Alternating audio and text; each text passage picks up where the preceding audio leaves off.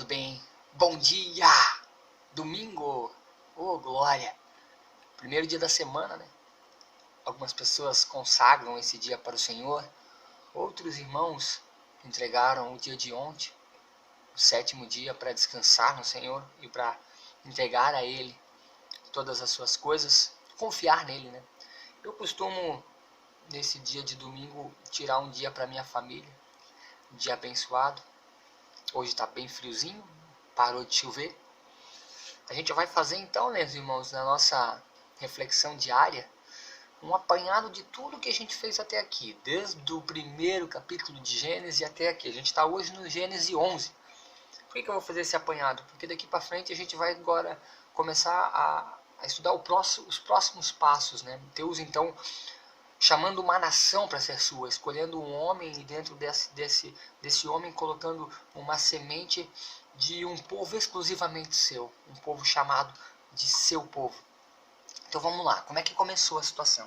Deus ele tem um projeto inicial para a humanidade, um projeto de comunhão íntima, e a comunhão íntima ela acontece lá no jardim. A palavra intimidade ela vem aliançada na desnudez, né? A pessoa ela não tem nada a esconder. Intimidade é isso. Intimidade é você ser realmente quem você é. Adão e Eva estavam num estado de intimidade plena com o Senhor. Eles estavam nus, eles não tinham discernimento de olhar para o seu corpo e ver os atributos físicos. Por quê? Porque os olhos deles eram olhos espirituais. Os ouvidos nem tanto, né, irmão? Porque eles deram ouvido para o nosso inimigo. Então ali no jardim acontece algo que vai acontecer em toda a história do povo hebreu, do povo judeu, e acontece hoje com os cristãos. Sempre que o ser humano desobedece os preceitos do Senhor, Deus permite com que a gente faça a colheita da nossa desobediência. É uma lei de semeadura eterna. A gente planta e a gente colhe. Pode ser que a gente não vai colher hoje nem amanhã, mas a gente planta e a gente colhe. Mas o Senhor, então, ele permite com que o pecado venha como juízo sobre a nossa vida, e aí ele oferece a graça, que é Cristo, um recomeço para todos nós. Aconteceu assim com Adão e Eva. Adão e Eva pecaram.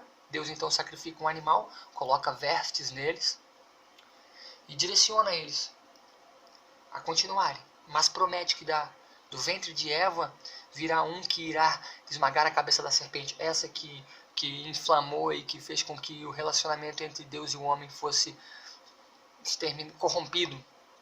Então vai sair ali a promessa. Isso, e veio a promessa, né, que é o nosso Cristo, o nosso Redentor. Acontece também depois com Caim e Abel. Caim mata Abel na sua prepotência, na sua arrogância, mas Deus então dá para Adão um outro filho, que é Sete, a continuidade. Sete, então, ele começa a caminhar, os filhos de Sete, então, novamente, eles escorregam e eles fazem alianças e eles se casam entre eles, os filhos de Caim, a nação perversa, né? A geração perversa. E aí vem Noé. Então Deus decide da linhagem de Caim e Sete exterminar toda a humanidade porque a corrupção era incrível. E aí vem Noé. A gente estava em Noé, estudamos Noé com muita dedicação a semana inteira. Detalhes de Noé: um homem íntegro, reto, um homem que andava com Deus, um homem que era perseverante, obediente e um homem que tinha um trabalho descomunal a ser realizado. E ele realiza com prudência. Então ele sai da arca, começa a se desenvolver, acontece toda aquela situação vexaminosa na casa de Noé, um dos seus filhos ridiculariza a nudez do seu pai no momento de embriaguez. A gente ouviu isso essa semana e estudamos mais sobre isso. E agora a gente chega a um ponto onde o ser humano novamente vai criar uma rebelião. Aonde nós estamos lendo? Torre de Babel, né? O que é a Torre de Babel? Para você ter uma noção básica, a Torre de Babel é que os arqueólogos eles chamam de zigurat. O que é zigurat? Zigurat é uma forma piramidal com o objetivo de sempre proporcionar um santuário para deuses. O objetivo da Torre de Babel, o objetivo físico e espiritual da Torre de Babel, não era alcançar o céu, era fazer com que o Deus deles pudesse chegar mais perto do Deus de Adão, do Deus de Noé, do Deus de Enos, de Enoque. Então, esse era o objetivo da Torre de Babel. Eu gosto muito de usar aqui os primeiros 2, 3 versículos, né? Olha só que legal. Primeiro versículo do Gênesis 11. Ora, toda a terra havia apenas uma linguagem e uma só maneira de falar. Óbvio, todos eram descendentes de Noé, né? Só existia uma maneira de falar, só existia um idioma naquele determinado momento. Sucedeu então que eles partiram para o oriente das planícies de Sinar, onde posteriormente era a Babilônia, agora é o Iraque, e disseram uns aos outros: façamos tijolos, queimamos os tijolos e levantemos com pedra, betume e argamassa, e disseram: vamos edificar para nós uma cidade cujo topo chegue aos céus, e tornemo-nos célebres os nossos nomes, para que não sejamos espalhados por toda a terra.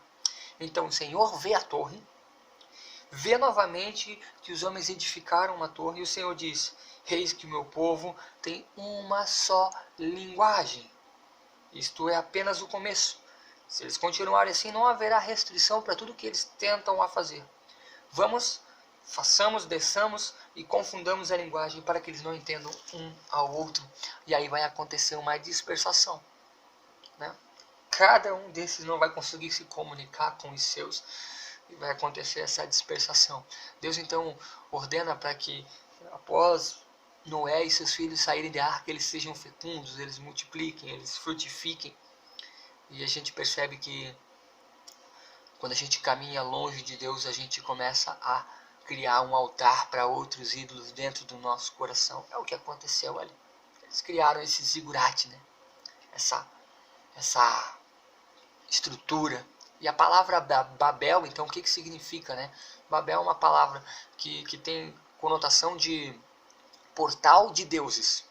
Eles edificaram um portal para os deuses deles. Mas o Senhor, ele exterminou. E ele deu direcionamento. A gente finaliza então essa parte introdutória, né, do Gênesis. E agora a gente vai entrar num novo estágio, né? Do descendente de Noé, Sem, nasce Abraão. Abraão vai ser o pai de um povo, do povo hebreu, que hoje são os judeus, né? Nós fomos alcançados pela graça de Deus através dessa linhagem, do ventre de Eva, da casa, então, do chamado de Abraão, da casa de Davi, filho de Judá. Nasce então Jesus Cristo lá em Belém, cresce em Nazaré e ministra no nosso coração uma porção de amor indescritível. Me alegro muito nessa manhã, sei que ficou um videozinho um pouco mais longo, mas era para a gente fazer esse apanhado geral. Muita paz, meu irmão. Que a graça do Senhor possa inundar o seu coração nesse domingo. E que você possamos buscar a simplicidade. Porque a simplicidade é o que faz a diferença. Deus te abençoe. Até amanhã, se o Senhor permitir. Em nome de Jesus.